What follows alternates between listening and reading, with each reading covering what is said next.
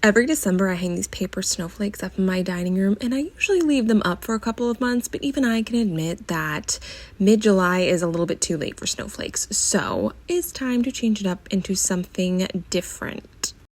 Before I could do anything fun, I made myself take down all of the paper chains and snowflakes. I use the same ones every single year and just kind of replace the ones that have gotten broken or torn up. And here's the room, clean, bare, and in desperate need of some color. So I took some construction paper and I started cutting up paper strips. They're about an inch wide or so. I didn't measure them because, quite frankly, I just didn't have the patience to.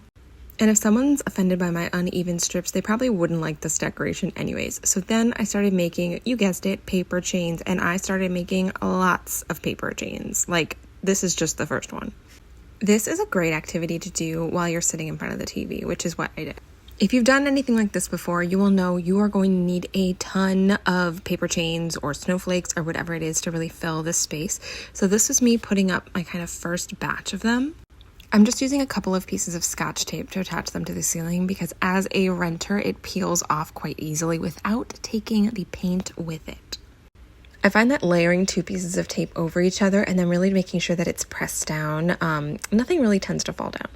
So this here is the result of about 20 pieces of colored paper and 4 really long chains, but I knew I needed more, so back to the cutting of paper and back to the taping of chains. And I could swear that these rolls of tape used to have more tape on them, am I right? And now back to the hanging of chains. This was my second batch. There's my ladder. And like I said before, if you ever want to end up doing anything like this, layers are what's key. And here is the after effect of all of my chains up. The last thing I did was kind of move these fans that I had on my wall. They were previously birthday decorations. And here is the room in total, looking colorful and magical, everything kind of tied back in together again. And I'll probably leave these up for another 6 months until it's time for snowflakes again.